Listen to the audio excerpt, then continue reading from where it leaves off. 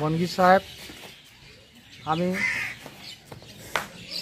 রবিচন্দ্র রবিদাস বলতেছি। আমার বাবার নাম শ্রী হরিচন্দ্র রবিদাস। বাসুদেবপুর, ঠিকানা গোবিন্দগঞ্জ থানা থেকে বলতেছি। আমার বাবা যখন দেহত্যাগ করলেন, তাহার ওনার শ্রাদ্ধ ব্যাপারে আমরা সাধু বৈষ্ণবের কাছে যারা যখন বসি, ওনারা বললেন যে নিরামিষ ভোজি করেন, নিরামিষ শ্রাদ্ধ করেন। আমরা তখন এটাই করলাম।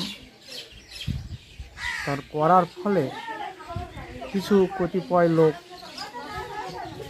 আমিষ ভোজি আমাদেরকে অনেক লাঞ্ছনা দিল। বেদ মোতাবেক সাধু বৈষ্ণবরা বলল নিরামিষ করতে, আমরা সেটাই করেছিলাম। পরবর্তীতে সেদিন ওখানে ঢেল ছুটছে, মেলা কিছু কথাবার্তা বলছে যে আমরা খাবো না, থাকবো না। কিছু লোক ওখান থেকে চলে যায়। চলে যাওয়ার পর যে কয়জন আমিষ ছিল তারা চলে গেল, আর যারা নিরামিষ ছিল তারা ওখান থেকে আমাদের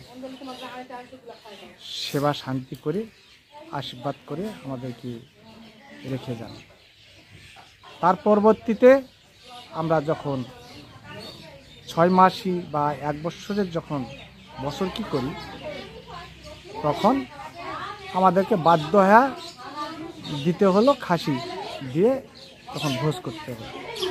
তাই আমি চাচ্ছি আমাদের এই সম্প্রদায়ের যে শ্রাদ্ধ ব্যাপারে এই খাসি মারে খাওয়া, এইটা হয়তো সবাই এক মতো করুক, আর না হয় সবাই আমরা নিরামিষভোজী হয়ে যাই।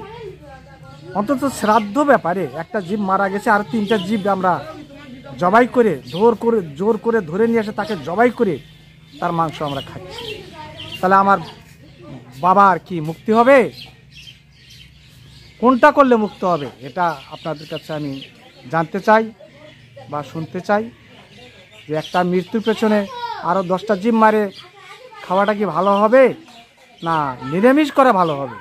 এটা আমি আমাদের সম্প্রদায় উচ্চ ভক্তবিন্দুদেরকে কাছে আমার জিজ্ঞাসা, আমি জানতে চাই যে এটা যেন সংশোধন করা হয়।